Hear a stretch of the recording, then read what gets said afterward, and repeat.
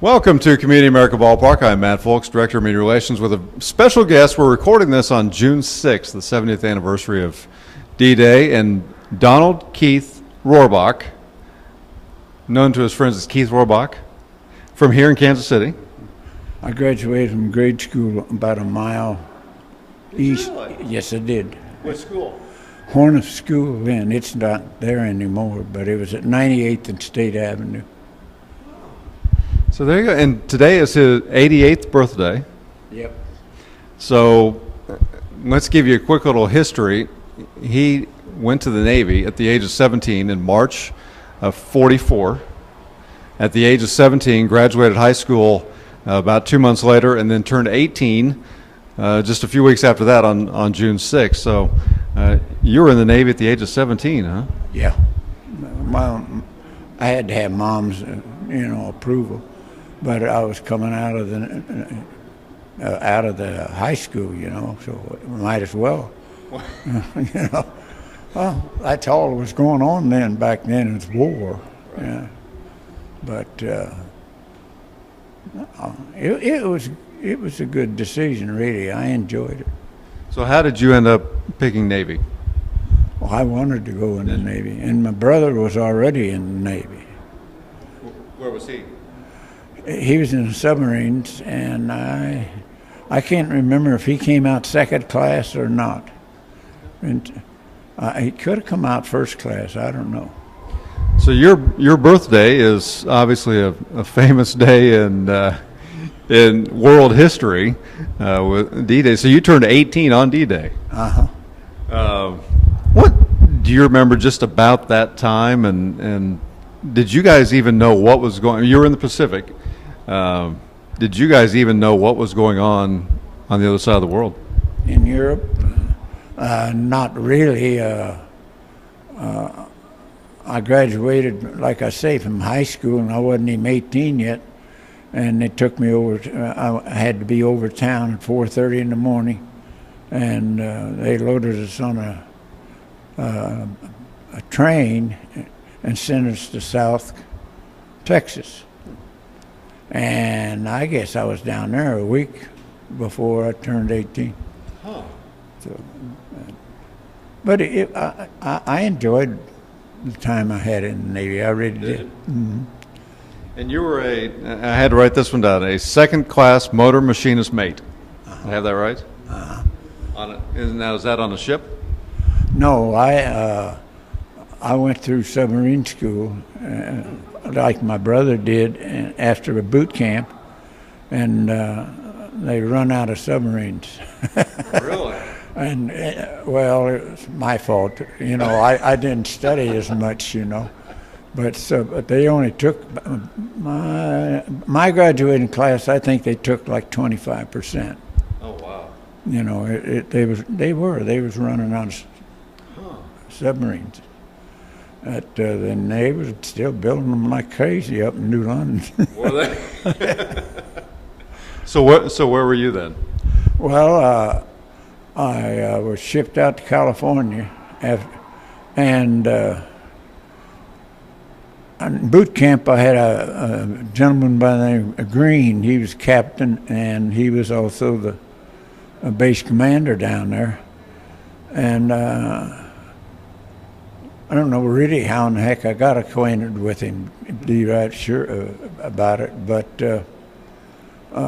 we was out in California, and us guys were going out every night, and there was nothing else to do. Mm-hmm. It was just a holding base, and I'm walking down the street going for lunch, and somebody hollered out, and hey, Rohrbach, where are you going? I turned, it was Captain Green. He says, where are you going? I said, I don't have a clue. And he says, come go with me.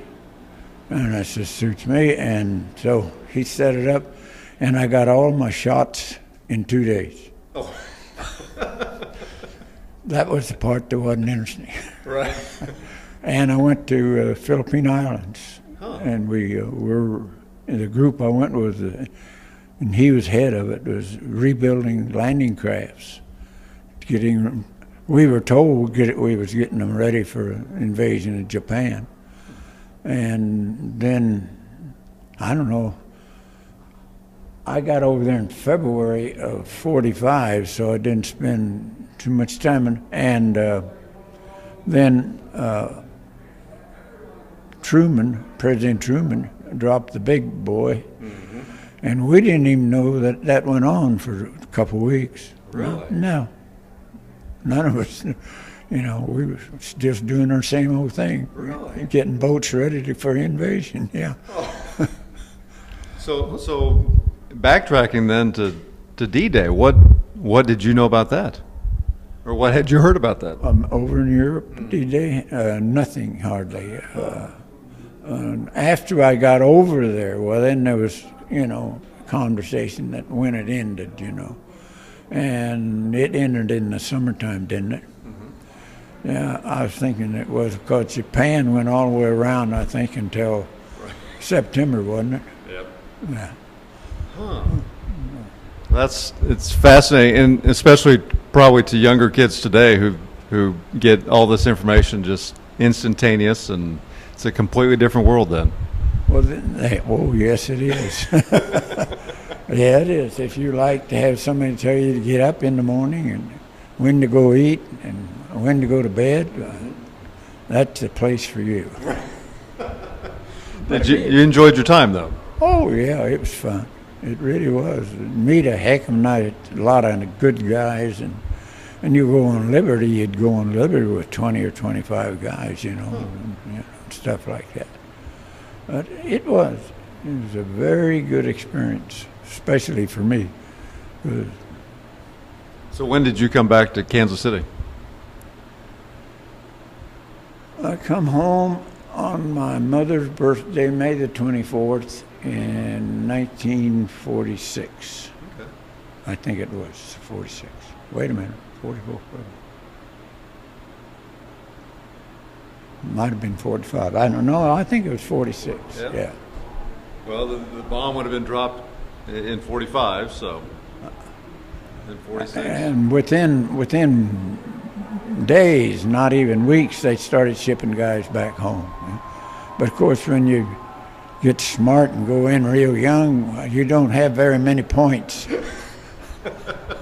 And the guys that were married, and had families and was over there, well, of course, they had a lot of points, and they started shipping them home right now, just almost overnight. Huh. But as a 18-year-old with just out of high school, you had to wait. I had like 12 points. I can't remember what it was. We didn't even bother talking about the point situation. Well, it's wonderful that you made it back. Wonderful that you made it back on your mother's birthday too. I thought that was just not expected at all, and I never even gave that any thought. But they shipped me back and down to Oklahoma, and I think it's where Oklahoma State is, Norman, Oklahoma, isn't that? Oklahoma University of Oklahoma. Okay, well. And I got my discharge, and they sent me back up, and just by unbelievable luck, we came in and at night, and it was my mother's birthday.